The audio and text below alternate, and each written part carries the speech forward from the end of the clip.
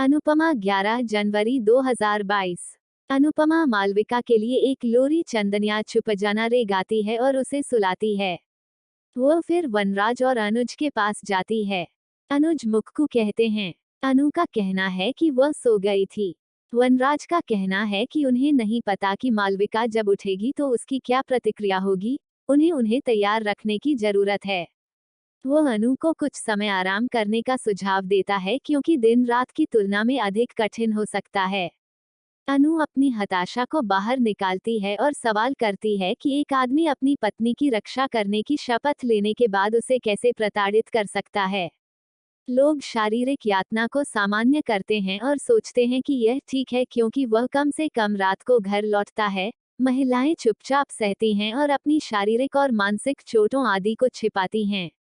वनराज को अनु के समान व्यवहार करना याद है।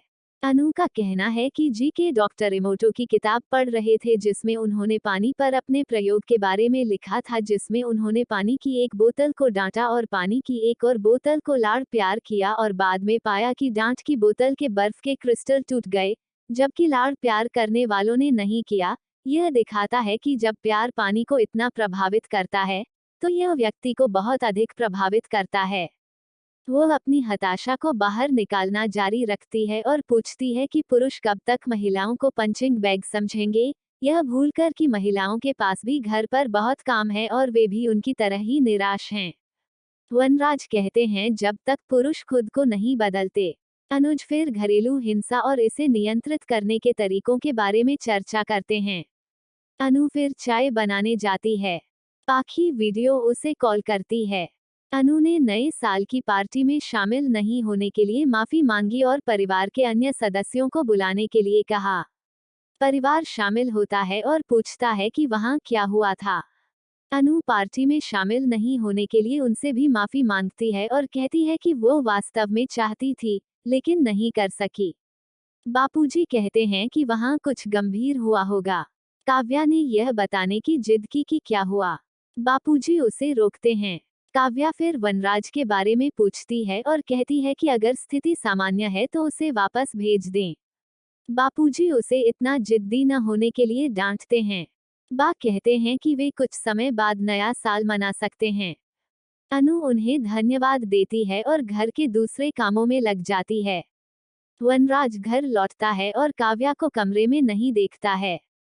वह काव्या के आवाज संदेश को नए साल की शुभकामनाएं सुनता है, पिछले साल सामना की गई समस्याओं के बारे में बात करता है और उम्मीद करता है कि उनका नया साल समस्या मुक्त होगा। वह बताती है कि वह कुछ समय के लिए बाहर जा रही है और जल्द ही वापस आ जाएगी। उसे उम्मीद है कि वह कभी नहीं लौटेगी। कुछ समय बाद वह तैयार होकर बा और बापूजी के पास जाता है और पूछता है कि क्या वे नए साल की पार्टी में शामिल होंगे। बा कहते हैं कि वे जल्द ही तैयार हो जाएंगे। वनराज का कहना है कि काव्या गैर जिम्मेदाराना तरीके से कहीं गई थी, उसे जाने से पहले उन्हें सूचित करना चाहिए था। बापूजी कहते हैं कि उसने उन्हें सूचित किया और 3-4 दिनों में वापस आ जाएगी। वो फोन करेगी और सूचित करेगी कि वो कहाँ रहेगी, इसलिए उन्हें चिंता करने की जरूरत नहीं है। वनराज बच्चों को बताने जाता है। बापूजी से कहते हैं कि वनराज और काव्या बहुत अलग हो गए हैं। बापूजी कहते हैं कि वे करीब थे और अब एक दूसरे से दूर जा रहे हैं। बा पूछती हैं कि काव्या ने जाने से पहले क्या कहा था। मालविका जाग जाती है और कल रात की घटना को याद करके तनाव महसूस करती है और अनुज वनराज को अवसाद की गोलियों के बारे में पता चलता है।